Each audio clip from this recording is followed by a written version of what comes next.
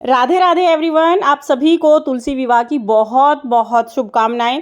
Friends, Devuthani Ekadashi के दिन तुलसी विवाह कराया जाता है। देवउठनी एकादशी से पूर्णिमा तक कभी भी तुलसी विवाह करा सकते हैं और घर पर ही बिना पंडित जी को बुलाए आप स्वयं तुलसी विवाह कैसे करा सकते हैं, इसकी बहुत ही सरल विधि मैंने शेयर की है। क्योंकि देखिए, हम सभी तुलसी विवाह कराना चाहते हैं, लेकिन पंडित जी को बुलाना और बहुत ज़्यादा बजट तैयार करना सबके लिए पॉसिबल नहीं हो पाता है। तो अगर आपका बजट इतना नहीं है तो आप घर पर भी बहुत सरल तरीके से तुलसी विवाह कर सकते हैं। जिस जगह पर आप तुलसी विवाह करेंगे उस जगह को साफ करके वहां पर तुलसी जी का गमला रख लीजिए। साथ में हम एक पाटा रखेंगे, पाटे पर हम स्वास्तिक बना लेंगे।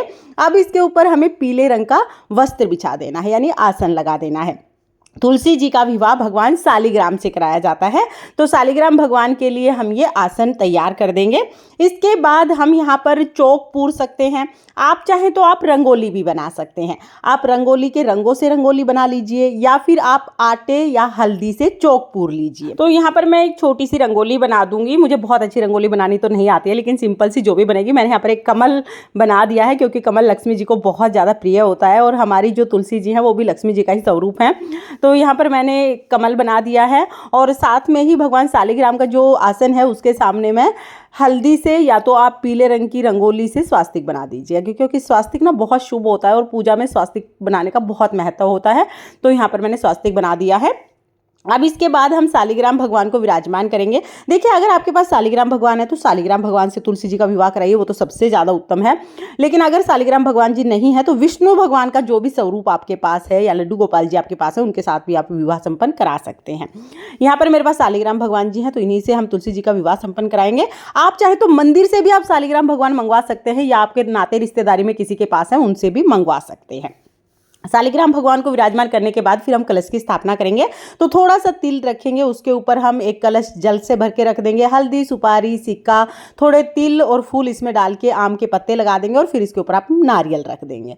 तो इस तरह से कलश की स्थापना हो जाएगी। फिर हम गणेश जी को विराजमान कर देंगे। इसके बाद हाथ जोड़कर संकल्प करेंगे, हे तुलसी मैया, हे सालिग्राम भगवान, आज मैं आपका विवाह संपन्न करा रही हूँ। अगर कोई गलती रह जाए तो मुझे क्षमा करें और मेरी मनोकामनाओं को पूर्ण करें। इस तरह से संकल्प करने के बाद हम विवाह की पूजा आरंभ करेंगे।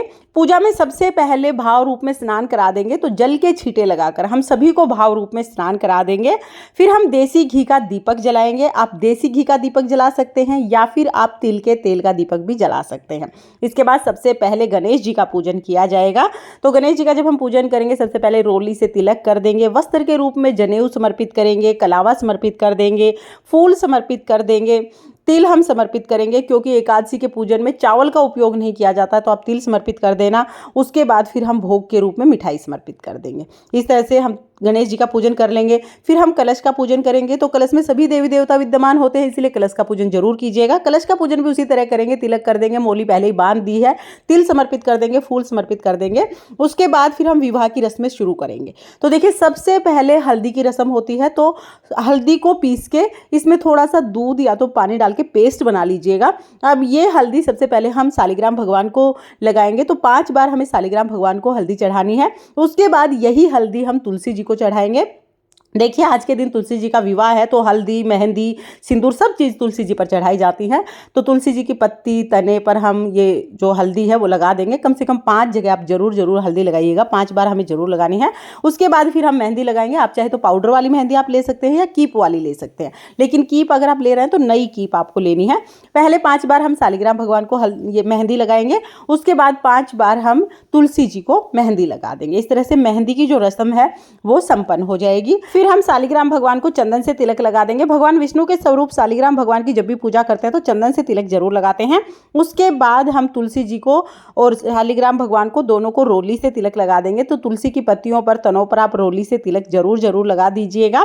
इसके बाद फिर हम थोड़े से तिल लेंगे और तिल समर्पित कर देंगे। तो देखिए, एकादशी के दिन तिल का बहुत महत्व होता है, तो आप तिल जरूर समर्पित कीजिएगा। सफेद तिल हमें लेने होते हैं। इसके बाद फिर हमें वस्त्र समर्पित करने हैं। तो हम सालिग्राम भगवान को यहाँ पर पीले रंग का जनेऊ और कलावा समर्पित कर देंगे। तुलसी मैया को हम चुनरी समर्पित करेंगे। तो आप 2 चुनरी भी उड़ा सकते हैं, या आप चाहें तो अगर आपकी चुनरी बड़ी है तो 1 चुनरी भी आप उड़ा सकते हैं। आप चाहें तो आप तुलसी जी को लहंगा या साड़ी, ड्रेस वगैरह पहना सकते हैं। इसके बाद फिर हमें जयमाला की रस्म करनी होती है, तो उसके लिए फूलों की 2 माला हम ले लेंगे। पहले तुलसी जी को स्पर्श करा के ये माला हमें शालिग्राम भगवान को पहनानी है और उसके बाद शालिग्राम भगवान को स्पर्श करा के और फिर वो माला हम तुलसी जी को पहना देंगे। तो इस तरह से जयमाला की रस्म पूर्ण हो जाएगी। इसके बाद हमें तुलसी जी को श्रृंगार का सामान समर्पित करना है, तो चूड़ी हम पहना देंगे। चूड़ी मैंने पहना दी है। बिछिया हमें जरूर पहनाने हैं, तो बिछिया आप तुलसी जी के गमले में रख दीजिएगा। आप चाहें तो चांदी के बिछिए आप ले सकते हैं या आप तांबे के बिछुए भी ले सकते हैं। साथ में श्रृंगार का सारा सामान, जो भी मुख्य चीज़ें होती हैं, वो सभी हमें तुलसी जी को समर्पित करनी है। इसके बाद गठजोड़ा किया जाता है, तो हम एक पटका ले लेंगे। आप कोई भी पीले रंग का कपड़ा ले सकते हैं शालिग्राम भगवान के लिए, और एक सुपारी और सिक्का इसमें रखा है। हल्दी और सुपारी भी आप रख सकते हैं। ये चीज़ें इसमें रख के हम तुलसी जी की चुनरी से इसको बांध देंगे, तो इस तरह से गठजोड़ा हो जाएगा। और गठजोड़ा करने के बाद जो पटका है वो हम शालिग्राम भगवान को उड़ा देंगे, यानी उनके चारों तरफ हम इस तरह से ये जो पटका है ये रख देंगे। इस तरह से हमारी जो गठजोड़े की रस्म है वो हो जाएगी।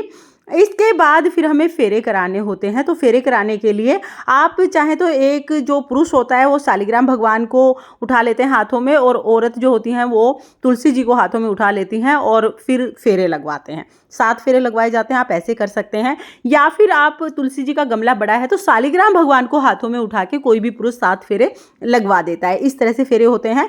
आप चाहें तो आप नारियल से भी फेरे करा सकते हैं। कोई भी आप जटा वाला नारियल ले लीजिएगा, उससे आप 7 बार तुलसी जी और शालिग्राम भगवान के ऊपर से इस तरह से परिक्रमा कराएंगे, 7 बार घुमाएंगे, तो उसको भी फेरे का ही स्वरूप माना जाता है। तो आप इस तरह से भी फेरे करा सकते हैं। ये तीनों विधि फेरे की मैंने आपको बता दी है, इनमें से किसी भी विधि से आप फेरे करा सकते हैं। फेरे हो जाएंगे। उसके बाद फिर हमें सिंदूर दान कराना है, तो यहाँ पर देखिए सिंदूर की नई डिब्बी हमें लेनी है। साथ में एक सिक्का लेंगे। सिक्के में सिंदूर लेके शालिग्राम भगवान से स्पर्श करा के ये सिंदूर हमें तुलसी जी की मांग में भरना है, यानी तुलसी जी को समर्पित करना है। इस तरह से सिंदूर की रस्म हो जाएगी। फिर ये सिक्का हम तुलसी जी के गमले में ही छोड़ देंगे। इस तरह से सिंदूर दान की रस्म पूर्ण हो जाएगी। उसके बाद कन्यादान करना है, तो जो भी विवाह करा रहे हैं वो अपने सीधे हाथ में कुछ रुपए और फूल ले लेते हैं। थोड़ा सा जल लेना है, ज़्यादा नहीं लेना है, पैसे भिगोने नहीं है, थोड़ा सा जल हम ले लेंगे और फिर संकल्प करेंगे कि हम अपनी तुलसी जी का दान कर रहे हैं शालिग्राम भगवान को। और फिर ऐसा संकल्प करने के बाद फिर हम ये जो फूल और जो भी हमने हाथ में लिए हैं पैसे, ये हम शालिग्राम भगवान को समर्पित कर देंगे और हाथ जोड़ लेंगे। इस तरह से जो कन्यादान है उसकी रस्म भी पूर्ण हो जाएगी। तो देखिए, जब भी आप तुलसी जी का विवाह कराएं तो उस समय पर गन्ने से मंडप बनाया जाता है, बहुत शुभ माना जाता है। तो गन्ने से आप चाहे तो आप प्रॉपर एक मंडप बना सकते हैं। अगर आपको आता है तो आप पहले ही एक मंडप बना लीजिएगा। अगर मंडप बनाना नहीं आता है या आप नहीं बना पा रहे हैं तो कोई बात नहीं, दोनों साइड में आप एक एक गन्ना रख दीजिएगा। इसे भी मंडप का ही स्वरूप मानते हैं, ये भी मंडप ही बन जाता है। तो आप ये पहले रख सकते हैं, रख दीजिएगा। उसके बाद जब आप कन्यादान करा देंगे, फिर जो भी दान में आप चीज़ें दे रहे हैं वो चीज़ें आपको शालिग्राम भगवान को समर्पित करनी है। तो यहाँ पर तुलसी जी के लिए साड़ी, शालिग्राम भगवान के लिए कपड़े, बर्तन, सोना, चांदी, जो भी चीज़ें आप दान कर रहे हैं, जैसे बेटियों को दान दिया जाता है ना, इसी तरह से तुलसी जी को दान दिया जाता है। तो जो भी आपकी श्रद्धा है, जो सामर्थ्य है, उसके अनुसार जो भी दान कर रहे हैं वो शालिग्राम भगवान को हम समर्पित कर देते हैं। दान की चीज़ें समर्पित कर दी हैं। उसके बाद फिर हम भोग समर्पित करते हैं। विवाह का जो सारी रस्में हैं वो पूर्ण हो गई हैं, तो फिर हम भोग समर्पित कर देते हैं। भोग में मिठाइयाँ जरूर समर्पित कीजिएगा। आप चाहे तो बाजार से मिठाइयाँ ला सकते हैं या आप घर पर भी मिठाइयाँ बना सकते हैं। भगवान शालिग्राम को जो भी भोग समर्पित करें उसमें तुलसी जरूर डालनी है, इस बात का ध्यान रखें। तो मिठाइयों का भोग समर्पित कर दिया। उसके बाद हमें फलों का भोग समर्पित करना है, तो जो भी ऋतु फल आपको मिल जाए वो भोग आप समर्पित कर दीजिएगा। हो सके तो 5 ऋतु फल लें, 5 अलग अलग ना मिले तो एक ही ऋतु फल को 5 की संख्या में आप ले सकते हैं। फिर 1 लोटा जल समर्पित करेंगे। उसके बाद फिर हमें कथा सुननी है, तो अपने हाथ में थोड़े से फूल और तिल लेकर हम यहाँ पर तुलसी विवाह की कथा सुनेंगे। अगर आपने व्रत किया है तो भी आपको कथा सुननी है, और अगर आपने व्रत नहीं किया है तो भी आप तुलसी विवाह की कथा जरूर सुने। कथा का वीडियो आपको चैनल पर मिल जाएगा, लिंक मैं आपको डिस्क्रिप्शन में दे दूंगी, वहां से देख लेना। कथा सुनने के बाद जो फूल और तिल है वो जल के लोटे में डालेंगे, थोड़े शालिग्राम भगवान को समर्पित कर देंगे। इस तरह से कथा पूर्ण हो जाएगी। कथा करने के बाद फिर हमें परिक्रमा करनी है। तो देखिए 108 परिक्रमा करने का विशेष महत्व होता है। आप चाहे 108 परिक्रमा कर लीजिए, या आप चाहें तो आप 11 परिक्रमा कर सकते हैं। एकादशी का दिन है तो 11 तो आप कम से कम जरूर कीजिएगा। परिक्रमा करने के लिए आप अपने हाथ में कुछ भी ले सकते हैं। आप बादाम ले सकते हैं, काजू ले सकते हैं, कोई फल ले सकते हैं, टॉफी ले सकते हैं। परिक्रमा करते ही एक एक परिक्रमा करते जाइए और एक एक चीज़ चढ़ाते जाइए, तो इससे ना काउंटिंग अच्छे से हो जाती है। अगर आप चाहें तो बिना कोई चीज़ हाथ में ले भी परिक्रमा कर सकते हैं, लेकिन फिर काउंटिंग में दिक्कत होती है। तो यहाँ पर मैंने बादाम ले लिए हैं, बादाम लेकर मैं यहाँ पर परिक्रमा कर लूँगी। आप बादाम, टॉफ़ी कोई भी चीज़ ले सकते हैं। तो यहाँ पर हम परिक्रमा कर लेंगे। परिक्रमा मैंने आपको बता ही दिया कि हो सके तो 108 परिक्रमा कीजिएगा। 108 ना हो पाए तो कम से कम 11 परिक्रमा तो आप तुलसी जी की और शालिग्राम भगवान की इस दिन जरूर कीजिएगा।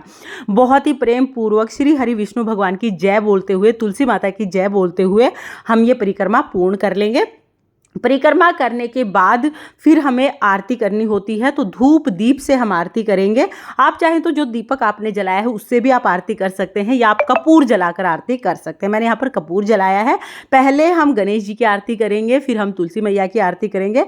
बहुत ही प्रेम पूर्वक आरती करने के बाद हाथ जोड़कर भगवान से प्रार्थना करेंगे कि हे भगवान, आज मैंने तुलसी जी का विवाह संपन्न कराया है। इस विवाह में अगर कोई कमी रह गई है, कोई गलती रह गई है तो मुझे क्षमा करें और मेरी इस पूजा को आप स्वीकार करें। ऐसा कहने के बाद फिर हम थोड़ा सा जल अपने हाथ में लेके सारी जो चौकी है, पूजा है, उसके ऊपर से वार देंगे। इस तरह से तुलसी विवाह पूर्ण हो जाता है। तुलसी विवाह करने के बाद फिर हमें क्या करना है, जो भी भोग प्रसाद हमने चढ़ाया है वो तो हम सभी सदस्यों में प्रसाद के रूप में बांट देंगे। इसके अलावा जो भी चीज़ें हमने चढ़ाई हैं वो सारी चीज़ें दान की जाती हैं। कलश जो है वो कलश अगले दिन उठाना है। कलश का जल हम पौधों में सींच देंगे। नारियल जो सारा सामान जाएगा उसके साथ ही हम दे देंगे। तो इस तरह से हमें सारी चीज़ें दान करनी है।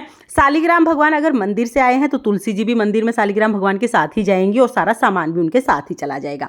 अगर आपके किसी नाती रिश्तेदार के शालिग्राम भगवान है तो तुलसी जी और ये सारा सामान शालिग्राम भगवान के साथ ही उनके घर चला जाएगा। और अगर आपके घर के ही शालिग्राम भगवान है तो तुलसी जी को आप अपने पास ही रख लीजिएगा, शालिग्राम भगवान के साथ ही रख लीजिएगा। और जितना भी सामान आपने चढ़ाया है ये सारा सामान आप किसी भी गरीब कन्या के विवाह में दान कर दीजिएगा। ये सारा सामान हमें दान ही करना होता है।